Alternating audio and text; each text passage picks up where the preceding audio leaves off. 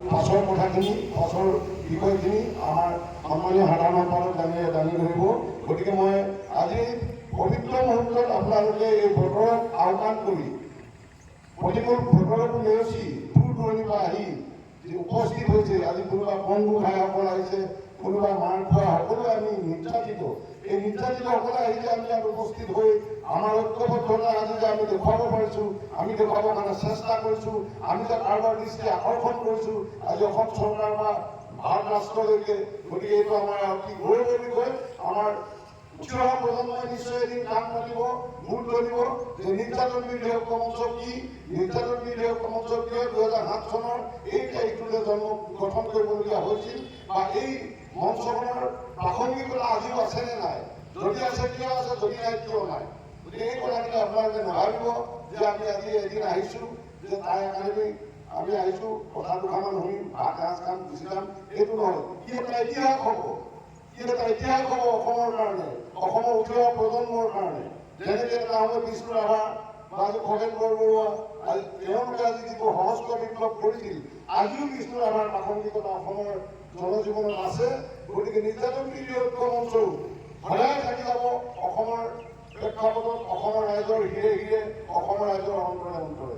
গতিকে এই মুহূৰ্তত মই পুনৰ আপোনালোকক বৈপ্লৱিক অভিনন্দন আৰু আন্তৰিক কৃতজ্ঞতা জ্ঞাপন কৰি নিৰ্যাতন বিৰোধী ঐক্য মঞ্চৰ ৰাজ্যিক সমিতিৰ তৰফৰ পৰা, ৰাজ্যিক সমিতিৰ সভাপতি পদৰ পৰা মই ধন্যবাদ জ্ঞাপন কৰিছোঁ। ধন্যবাদ। জয়।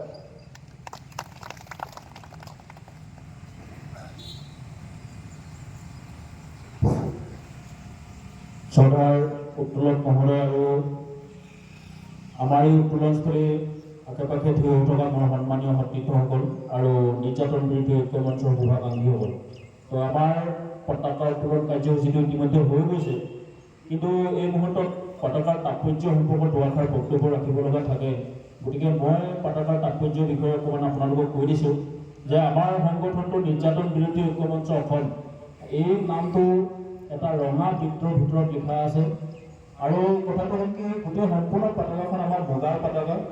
আচলতে মুগাৰ পতাকাখন এইকাৰণেই লোৱা হৈছে যে মুগা অসমৰ এটা অনন্য সম্পদ, আৰু যিটো সম্পদ বিশ্বৰ বেলেগ প্ৰান্তত ইয়াৰ উৎপাদন নহয়। আৰু ভাবোঁ যে কি আৰু সৰ্বাধিক মুগা ব্যৱহাৰ হয় বা মুগা উৎপাদন হয় আৰু মুগা কাপোৰ ব্যৱহাৰ কৰে আমাৰ অসমতে ব্যৱহাৰ কৰে। গতিকে অসমত মুগা এটা বহুত আপুৰুগীয়া সম্পদ। গতিকে এই সম্পদটোক আমি অনাগত দিনৰ কাৰণে আমি হিৰত লৈ আগবাঢ়িবৰ কাৰণে আমি সম্পূৰ্ণ এখন মুগা পতাকা আমি ব্যৱহাৰ কৰিছোঁ, মুগা কাপোৰ ব্যৱহাৰ কৰিছোঁ পতাকাখনত। আৰু আমাৰ যিটো এটা ৰঙা বৃত্ত আছে, ৰঙা বৃত্তটো নিৰ্যাতন বিৰোধী ঐক্য মঞ্চ অসম বুলি লিখা আছে।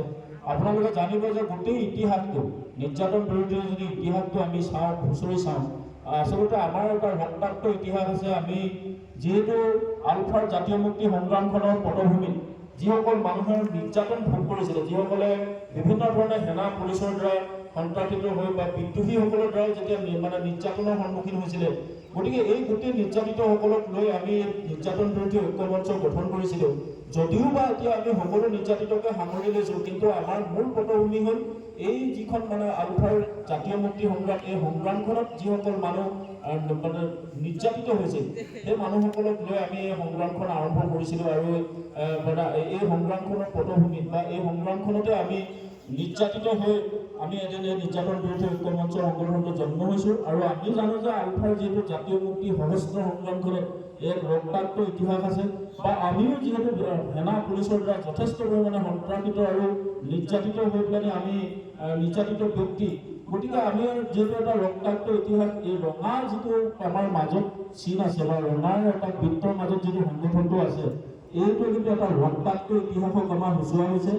আৰু আমি যিহেতু এখন আমাৰ হাতেৰে আমি মুঠি মাৰি আৰু এটা শিকলি, আমি যিহেতু এতিয়াও এটা বন্ধুত্ব জীৱনৰ মাজত আমি থকালেখীয়া হৈছে। আপোনালোকে জানে আমাৰ সকলো ক্ষেত্ৰখনতে এতিয়া আমাৰ চাবলৈ গ'লে আমি মুক্তভাৱে জীয়াই থকাৰ অধিকাৰ, আমাৰ নিজৰ স্বাধীনতাৰ অধিকাৰ, বা আমাৰ যিখিনি আমি মানুহ হিচাপে জীয়াই থকাৰ বা এটা মানুহ হিচাপে বিশেষকৈ জীয়াই থকাৰ যি অধিকাৰ পাব লাগে, বা সেই অধিকাৰৰ পৰা আমি নিশ্চিতভাৱে বঞ্চিত হৈছোঁ।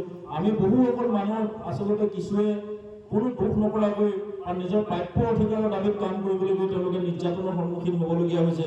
আৰু এইটো কথা আমি সেইকাৰণে কৈছোঁ যে আমাৰ যিহেতু আমি বন্দিত্ব জীৱনৰ মাজত থকা সেইকাৰণে আমাৰ শিকলিডাল লাগি আছে আমাৰ হাতৰ মুঠিত আৰু দুটা সেউজীয়া চিন আছে আমাৰ হাতৰ মুঠিৰ ঠিক হাতখনৰ একেবাৰে শেষ প্ৰান্তত য'ত শেষ হৈছে তাত সেউজীয়া দুটা চিন আছে এই দুইফালে দুটা সেউজীয়া চিন কিন্তু আমি যে আমাৰ গোটেই মানে অসমখন আমি এটা সেউজমুখী চিন্তা আমি আচলতে এটা সেউজমুখী চিন্তা উৎপাদনৰ চিন্তা আৰু অসমখনক আমি চাৰিওফালে উৎপাদনেৰে এক গতিশীল অসম আমি বা গতিশীল অসমৰ কথা ভাবোঁ উন্নয়নশীল বা এখন মানে কৃষি উন্নতি বা কৃষিভিত্তিক অৰ্থনীতি এটা মানে জীপাল হোৱা চিন্তাৰে আমি এই সেউজীয়া চিনটো আমি ইয়াত ব্যৱহাৰ কৰিছোঁ আৰু মই ভাবোঁ যেতিয়া আমাৰ আজিৰ এই যিটো আমাৰ পতাকাৰ যিটো প্ৰতীকৰ তাৎপৰ্য এইখিনি সময়ত মই আপোনালোকক এইখিনিকে ক'লোঁ নিশ্চয় আৰু আমাৰ শেষত লিখা আছে জয়টো শান্তি আৰু প্ৰগতিৰ অসম আমি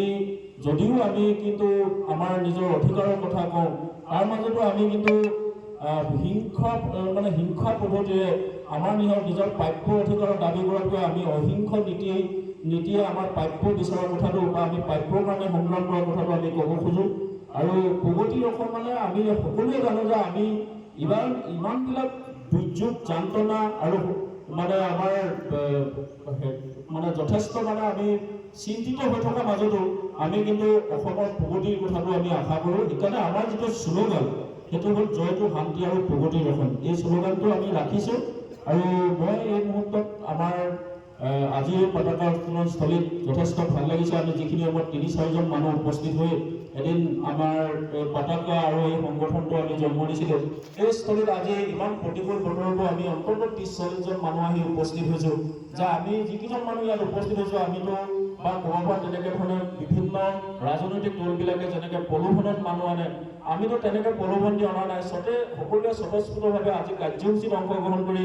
এই অনুষ্ঠানটো আজি সাফল্যমণ্ডিত কৰাত আপোনালোকে যি অৰিহণা আগবঢ়ালে যি বৰঙণি আগবঢ়ালে যি আপোনালোকে দুৰ্যোগপূৰ্ণ বতৰত প্ৰতিকূল বতৰত আপোনালোকে আহি ইয়াত উপস্থিত হোৱাৰ কাৰণে মোৰ ফালৰ পৰা পুনৰ এই কাৰ্যসূচীটোৰ পতাকা উত্তোলন কাৰ্যসূচীৰ শেষত মই আপোনালোকক ধন্যবাদ জ্ঞাপন কৰিলোঁ আৰু এই মুহূৰ্তত পতাকা উত্তোলন কাৰ্যসূচীটো আমি সমাপ্ত ৰাখি ইয়াৰ পাছতে আমি শ্বহীদ দৰ্পণ কাৰ্যসূচীৰ দিশে আগবাঢ়িব খুজিছোঁ আৰু আপোনালোকৰ ইয়াৰ পাছতে শ্বহীদ দৰ্পণ কাৰ্যসূচী থলীলৈ যাবৰ কাৰণে মোৰ ফালৰ পৰা বিনম্ৰভাৱে গুহাৰি জনালোঁ ধন্যবাদ।